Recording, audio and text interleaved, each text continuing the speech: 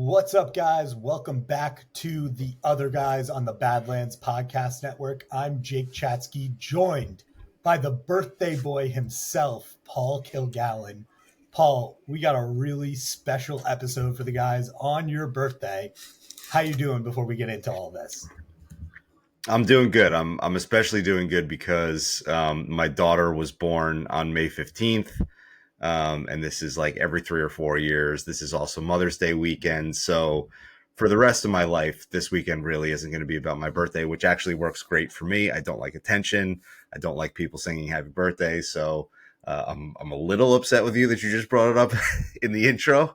But other than that, no, it was a good weekend. We had my daughter's birthday party, Mother's Day stuff today. I don't know if anybody heard Will's podcast, on Sunday morning. This will come out on Monday. It's fantastic. So feeling good, ready to head into this QB series we've been talking about for a long time. And I'm happy I get to talk about a Jet that I will always love despite everything on my birthday. It'd be a real shame if we got a bunch of Discord messages and tweets saying happy birthday to Paul after he just said how much he didn't like it being the center of attention. That would be a real shame. But as a birthday present, let's dive right into this quarterback series. We've been teasing it since we started this show, really, and we're very excited to finally get into something a little different now that it's the depth of the offseason. Basically, this is kind of inspired by the fact that, there have been a bunch of Jets quarterbacks throughout our lifetime that, inspired this entire podcast network to begin with.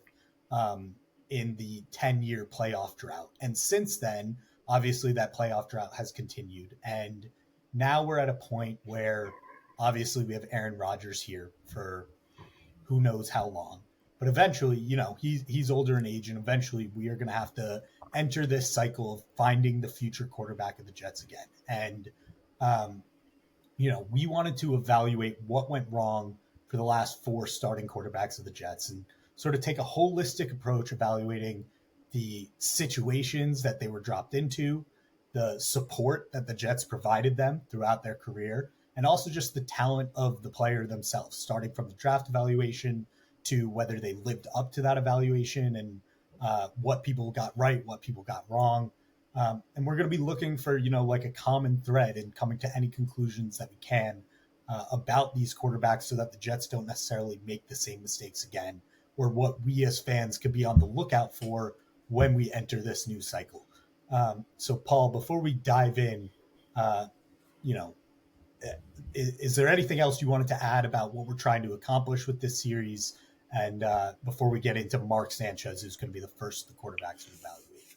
No, I think it'll be an interesting exercise because we've been living in this spin cycle, this rookie quarterback or young quarterback spin cycle for the last 15 years or so, pretty much nonstop, right? There was a small respite in the middle where we had, Fitzpatrick and McCown.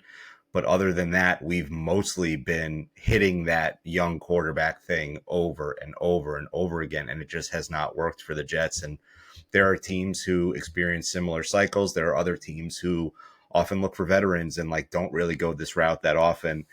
And I think we've been stuck in that for so long that now, having moved on from the last of the four that we're going to talk about, and we're, hopefully going to have a couple years here with a veteran who's not necessarily a homegrown Jet, it kind of gives us an opportunity to zoom out a little bit, look at the big picture of these four guys. There's been a lot of hot debate around who likes who and Sam Sexuals and Zach Truthers, and, pretty much everybody loves Sanchez because he's a great guy. We went to, a bunch of playoff games with him, and people who think Geno set the franchise back and all this different stuff, right? So here's an opportunity to zoom out, look at these four guys, see if there's any common thread throughout, and see if we can at least learn something as fans.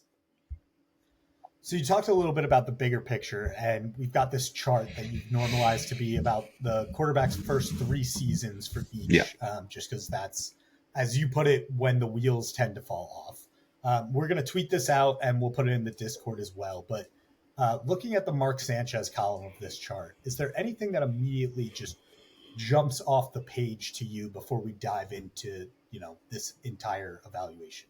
Obviously, we Yeah. don't have advanced stats for him because, it doesn't go back. And like those aren't as Yeah, readily no. available when you go back that far. So it's Just funny. I actually I subscribed to StatHead so that I could get some of the more advanced stuff, but it's only available for Darnold and Wilson because it wasn't being tracked back then. So like pressure rate, different things like that. Like some of the more fun stuff to really dig into is not available for Sanchez and Gino. But in the Sanchez column, the first thing that jumped out to me was that he started 47 games in 3 years. Right. That's durability that we didn't see from any of the other three guys. And Gino is a little bit of an unfair one to put in that category because he missed a whole season because he got punched in the jaw and then lost his job. So it's not necessarily a fair knock on him, but I think we definitely saw Darnold and Wilson miss a ton of games in their first 3 years.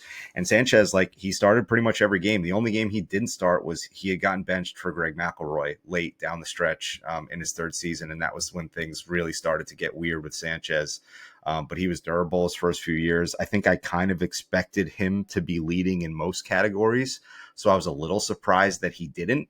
And some of the ones he's not leading on are like air yards and things like that. And we know what that offense was when he was here, right? We weren't going deep every time. There was the jump balls to Braylon Edwards and Santonio Holmes and different things like that, but that wasn't the offense. So I think mostly it was what I expected, but having been 10 years removed from the Sanchez era, it hit me when I saw how many games he started. I was like, wow, dude was out there every single week for us. So that was the first thing that jumped out.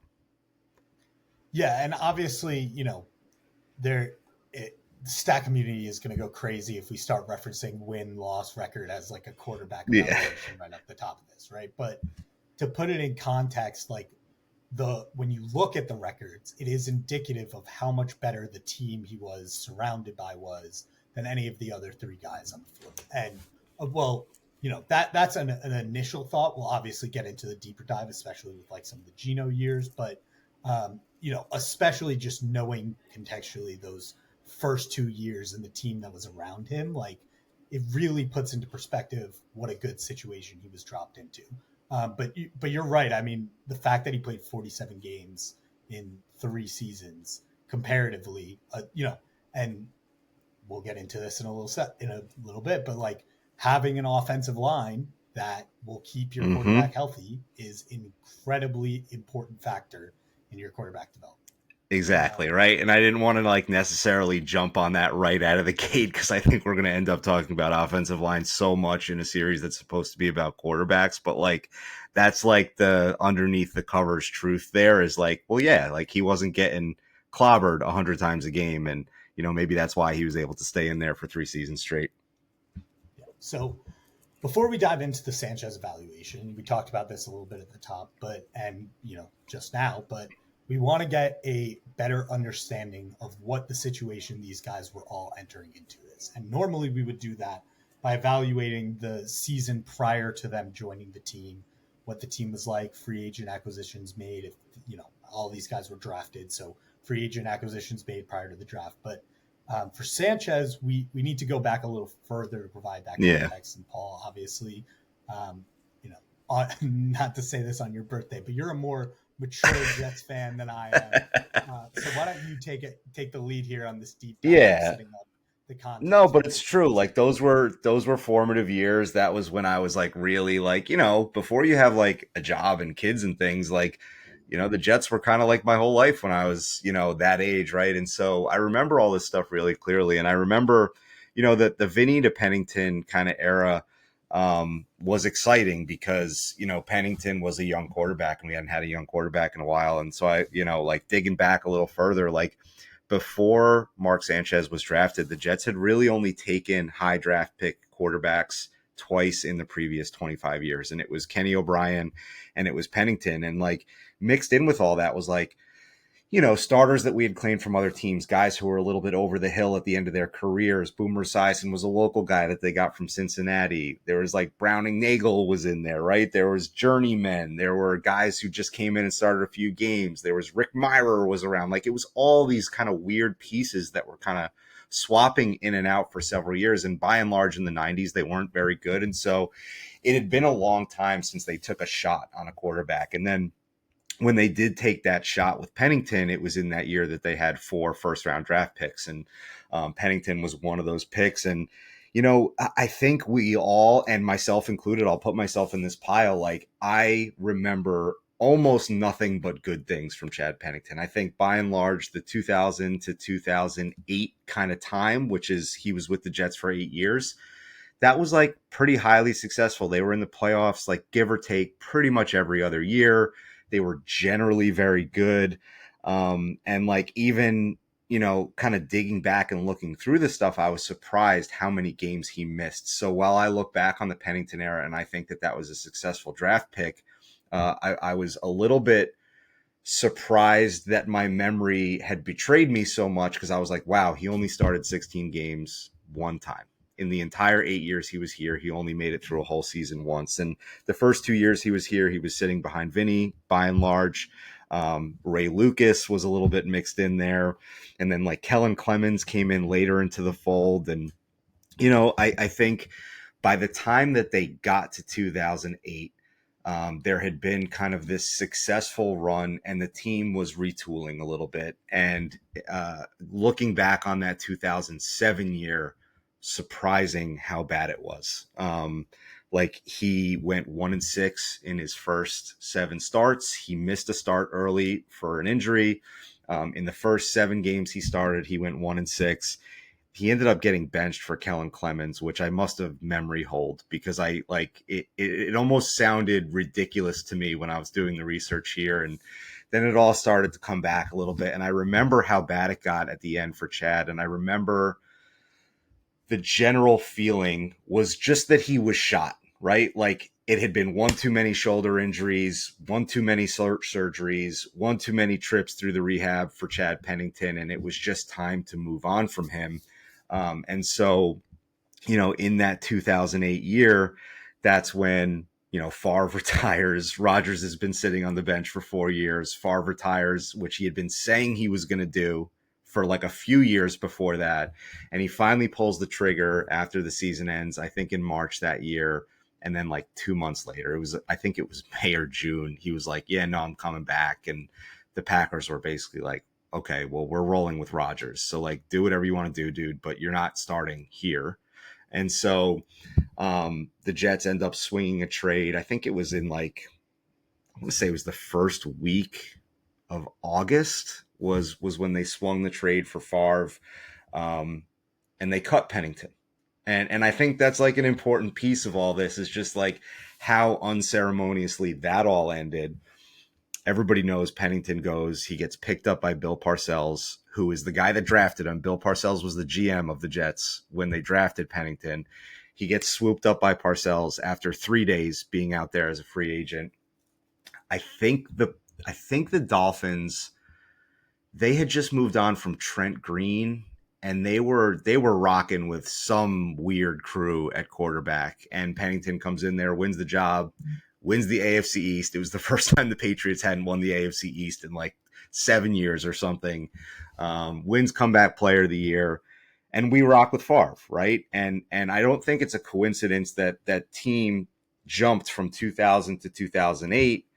It wasn't just Favre, right? Like, and it wasn't just that Pennington had killed the team the year before. The team the year before, like I said, was retooling from that early 2000s team. They were trying to figure out, they needed some pieces. And in 2008, they bring in Alan Faneca. He may make him the highest paid offensive lineman in the NFL. I think it was for five for 40. They bring in Damian Woody from the Lions, 5 for 25. And they brought in Tony Richardson and Bubba Franks. And Bubba Franks is kind of like an afterthought these days, but at the time, like, Bubba Franks was on the tail end of a really good career with the Packers. And Calvin Pace, Badlands favorite, Calvin Pace also got brought in prior to that 2008 year. So they make that trade, and, he comes in, and it all felt almost too good to be true for a while. It was wild. Favre was throwing the ball all over the yard. And then like halfway through the season, the weird stuff starts to happen, and the LOL Jet stuff starts to happen. And he's sending text messages to Jen Sturger, and like, things are getting weird. And then he has the AC joint sprain, and, I think they went 1-4 in their last 5 games. Like at one point they were like 9-3 and they stumbled down the stretch, went 1-4.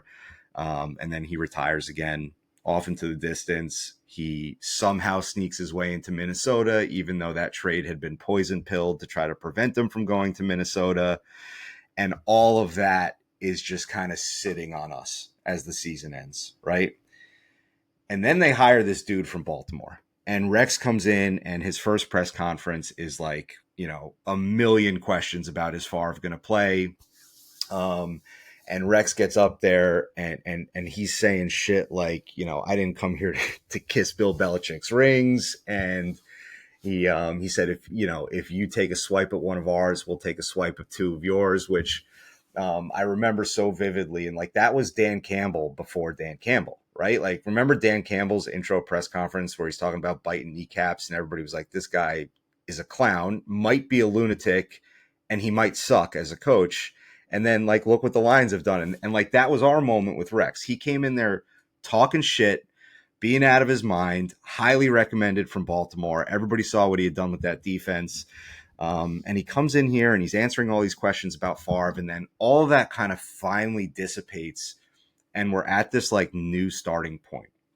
And so all that stuff that I just laid out about the previous kind of, not only the previous 10-ish years or 8 years with Pennington, but like the stuff before that of all those journeyman QBs and the teams that were successful but never really made it all the way, it all gets kind of like lopped off and we're starting fresh. And it's a really good situation because it's a team that should have made the playoffs had their quarterback not busted up his shoulder down the stretch. And it's a team that's not picking in the top 5 of the draft, right?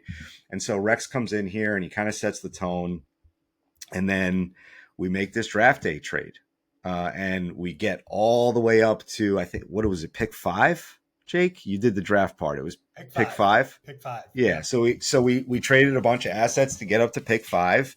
And all of a sudden, like it wasn't Matt Stafford, right? And I remember being a little like, not apprehensive at the time, but definitely understanding that we got the 1B guy. Like we didn't get the 1A guy. Everybody wanted Stafford. Yeah, but it was very much like a new beginning because the team had been, toiling for a while. And then the Pennington thing like never really fully worked. And it really kind of sputtered to a finish. And then they tried this experiment that failed. Right. So that kind of leads us up to the point where we get to the draft. And you, I think, did a really good job of covering the pre-draft analysis of Mark Sanchez and kind of everything that led up to that and what made us go up and get the guy and be confident in it. What did you uncover with that? Yeah. So we'll dive into Sanchez as a prospect, but I wanted to hit on a couple of things you said that led to the setup before we get into the draft. But with the Favre season specifically, like, you mentioned the 8-3 run that they went on. And then obviously with the hiring of Rex, you characterized it perfectly where it was a new beginning. They had the 17th pick in the draft, but you did feel like this obviously was a team that could be very competitive. And you saw it with Favre before he had the AC joint where, they were one of the best teams in the division. And it was like, obviously we don't necessarily have a shot at the number 1 guy. He's going to go to Detroit. But is there a way we could potentially get a quarterback in the draft or acquire a quarterback? How are we going to replace Favre? Because that is the missing piece on a team that is otherwise very set up for success. So let's get into Mark Sanchez as, a prospect and whether or not, because when we talk about all of these different quarterbacks, right, where the Jets took them and who the other options are is a discussion for whether or not they could have been better setups for success. And so when you look at Mark Sanchez, pretty much across the board going into the draft, he was the consensus number 2 quarterback behind Stafford. I wrote that it was in hindsight, but even like reading about profiles and all this stuff at the time, it was considered a pretty weak quarterback class. Sam Bradford went back to school. And Sanchez had just come off like a pretty strong performance in the Rose Bowl. He's 28 of 35, 413 yards, 4 scores. And besides Stafford, his competition in the class wasn't like, if the Jets had waited, there was a diamond in the rough and, the Jared Goff, Carson Wentz year where Dak Prescott went in the 4th round. Mm-hmm. There was none of that. The other quarterbacks in the class were Josh Freeman, Pat White, and then a bunch of other names that didn't really have much NFL or, Pat White even like was more known for his college success. So it wasn't like, even though he was the consensus number 2 coming out of this draft, like looking back on it, he was the number 2 quarterback coming out of this draft. So it, spoiler alert for the bottom, but it wasn't like the Jets completely missed on a guy who could have been the number 2 quarterback in this class. We talked a little bit about in the beginning about how the NFL as a cottage industry has changed so much since over the breadth of what we're about to cover. But Sanchez obviously being the one that's furthest back in time, like his scouting reports and stuff, there weren't like, I couldn't find a Mel Kiper write-up. There isn't like a Daniel Jeremiah beat out there, but NFL.com did have like an aggregation of a bunch of scouting reports. This was the breakdown and the positives of who he was as a prospect prior to getting into the NFL. He was an ascending talent whose intangibles for the position are just as impressive as his physical tools. Cerebral, reads defenses well and rarely throws into coverage, recognizes the blitz very well for a player of his experience and often targets the defense's weak link when being blitzed. Good setup and a smooth over-the-top delivery, legitimate NFL arm strength, capable of making every NFL throw, including the deep ball. Rather than relying on pure arm strength, Sanchez combines good velocity with rare anticipation, especially for a player of his limited experience. Consistently releases his passes before receivers have even made their breaks, giving the defense little time to react. Distributes the ball all over the field. Good short, medium, and long-range accuracy. When healthy, showed a very surprising mobility for his size. Can evade the pass rush and will scramble if the defense gives free yards. Rare accuracy on the rollout. Team captain, blue-collar work ethic. Negatives, only 1 season as a starter, leaves USC with just 16 career starts. Career 4-2 record outside the state of California. Undeniable tools, but isn't yet a finished product. Runs a bit hot and cold and has a tendency to score touchdowns in bunches. Characterized by those close to the program as a very cerebral player who makes the right read, but many of his touchdown passes went to receivers with 5 or more yards of separation between the next closest defender, opening up some questions if UFC's dominant athletes and team's aggressive play calling helped him look even better. Trojan coach Pete Carroll had said that Sanchez should have stayed for his final collegiate season. So looking back on that, I think that scouting report is a pretty accurate representation of who Mark Sanchez was as a player in the NFL. Like, I think they had a good read on him. It wasn't like, they were blowing him up for someone who was bigger than who he was supposed to be. And I also think they highlighted some of his flaws. Like they kind of characterize him as a guy who can make throws, can be accurate, especially even on the rollout, which was kind of a Sanchez signature. And a guy, though, that needs help around him to really be successful.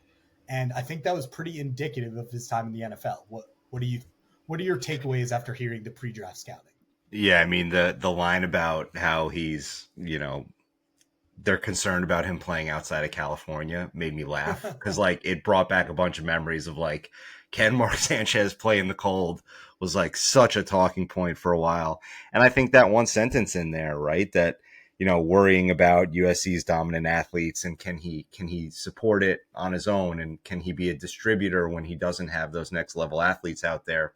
I think it's an interesting thing to read now with the big picture that I think you and I developed and will develop through the course of this episode is that when you put things around Mark Sanchez, he was able to conduct the offense well enough to succeed. And I think what we'll see by the end of here is that part of the downfall was that they started taking pieces away and not replacing them with good enough pieces. And so, it's such an easy cop-out to say that for a quarterback, and we've been living with that for too long, by the way. People said that about Darnold. People said that about Wilson until some pieces started arriving. I'm tired of hearing that, we need all these next-level skill positions, but there's something to be said for it, and I think it's part of the big picture when you look at it here, and especially when you read that in the scouting report. Like, that's who he was, dude. When he had Braylon Edwards and when he had Santonio Holmes and we had Dustin Keller coming over the middle and he had a good run game, like, Mark could run the offense, dude. There was never a question about that. But when we started to see things slip year 3, year 4, that's when you can look back and see, like, well, who was around him at that time? And I think we'll get to that later. So I think that's, to your point, is a pretty spot on scouting report. So I would say two things stuck out in the negatives that obviously, because I said they were pretty spot on, but two things to me stuck out as like, well, I think he kind of proved that. One of the things that I thought was spot on was like, runs a bit hot and cold and has a tendency to score touchdowns in bunches. Like, there would just be games where Mark Sanchez was the quarterback of the future, and then there would be games where it's like, just no discernible passing offense whatsoever. And then so that one was, I thought, spot on. Two things that didn't necessarily stick out was, like, you mentioned the cold weather thing. Like, obviously the playoff game in New England, played a couple of playoff games where I think he put the cold weather thing to rest, at least early in his career. The other thing was Pete Carroll coming out and saying that Sanchez should have stayed in college. Now, some of that I wonder is like a program thing where, like, you're trying to keep guys longer. Obviously he was a bit inexperienced, but then he came in and immediately, obviously the Jets had playoff success, and like in the big moments, he was comfortable enough being the guy that could command the huddle. We say this, the most playoff success the Jets have had in my lifetime. Obviously they didn't necessarily win anything substantial in like making a Super Bowl or going to a Super Bowl, but in the context of this, he was the most successful and pro ready of the guys who came in and started. 100%. So Carroll said that there was a New York Times piece that I found that had, this was after the Jets had drafted. There was a story about, interviewing Rex Ryan and some of the other decision makers. And the Jets had, they had the 17th overall pick, and they had snuck Sanchez to do like a private workout. I don't know if you remember this story, but they were having like this secret private workout where they had to like sneak him through a hotel room. And they said when they were setting up this workout, there had to be 20 receivers that were volunteering to be the guy to catch passes from him. So that says something about this young man, the type of person he is. Guys were coming out of the woodwork to run routes for him. He's got that kind of leadership. We saw the great feet. We saw the poise and how confident he was. And I do think like that is like directly contradictory to his coach. I'm going to get into the trade in a second here as the last bit of like the pre-draft picture of like, okay, yes, we have this evaluation spot on. The Jets did have to go trade up to get him. But part of that trade evaluation is like, who are you going up to get? And I think we have to do a little bit of contextualizing what the league was like. You hit on this a little bit when we were going over the numbers in the beginning, but like the Jets were very much a ground and pound team who were going to need like a game manager who could command this offense, rely on Rex Ryan's incredible defense. Like that was the vision of how he was building this team. Yep. I don't necessarily know if that is a vision that could work in today's NFL with all the high-powered offenses that are going on. But in terms of like the evaluation of this is what we need at quarterback. And by the way, when I say I don't know if could work, like Kyle Shanahan would laugh in my face right now with Brock Purdy. So maybe I'm wrong about that. But it's not a hot take to say that it couldn't work. Right. But Rex Ryan clearly had a vision about like, we need this type of quarterback. This is who I think Mark Sanchez is. Let's go up to get him. And so they executed a trade to go up to get him in exchange for the 5th pick, which I forgot about this wrinkle until redoing this, is that the Jets were trading with the Browns. So they were trading with Eric Mangini, the guy that Rex Ryan was coming in and replacing. And they ended up, in exchange for the 5th pick, they gave up the 17th pick, their 2nd round selection, and 3 players, a defensive end, a safety, and a quarterback, Brett Ratliff, sending back to, obviously, their old coach, Eric Mangini. So when I was evaluating the trade, when you think about, they gave up 2 defensive, like just holistically, they traded a 1st and a 2nd to move up 12 spots in the 1st round, something that would for a quarterback, which in today's draft terms is like just not happening. And then obviously you add in 3 players to the deal, but 2 of them are on the defensive side of the football and one's a backup quarterback. So like holistically evaluating the trade, like I would absolutely make this move again if I'm the Jets, because it clearly didn't hurt the Jets defensively. They had the best defense in my lifetime of watching Jets football for the next 2 years. And they traded away a backup quarterback, moved up 12 spots, second round pick, obviously, like you do that trade. So much of this couldn't happen today, by the way. This trade would not happen today. This offense would not happen today. Sneaking him for a private workout would not happen today. None of this would happen today. Yeah. It was crazy looking back on it. But basically, I do not know. We're obviously, we're taping these as we go. So we're diving into this research, and we will do a wrap up of all of our conclusions at the end of this. But one of my main conclusions after going through this with Mark Sanchez was like, I do not think the evaluation, nor do I think that the process of acquiring this player in the draft, given what our other options would have been at the time, whether it was, going with a different quarterback in that draft, not necessarily executing that trade, or the amount of assets we had to give up to go get him, who we thought the player we were acquiring was. I don't think that any of that was what led to Mark Sanchez's downfall as Jets quarterback. I think he was exactly as promised from a draft evaluation standpoint. So with that being said, it takes us to look at how the Jets supported him throughout his career. Obviously, the first 2 years were his most successful. What did you find when you looked into how the Jets were able to support him? Yeah, I mean, I think first of all, he came into a ready-made team that wasn't drafting in the top 5. They were drafting 17, so they were already middle of the pack, and that was with a pretty precipitous drop-off at the end of the season, right? So in theory, that was a better team than what their record finished as. So that's like the starting point, right? They had just, as you mentioned, from a starting point perspective too, like I'm sure you're about to get into this, but you already hit on it. Like the O-line was pre-built. Like they had gone out and acquired free agents. Obviously, they had drafted Mangold and Vic. Mangold, Brick, and Brandon Moore were already there. And then you mix in Faneca and Woody, both on long-term contracts in their second year, still young enough to throw it around a little bit.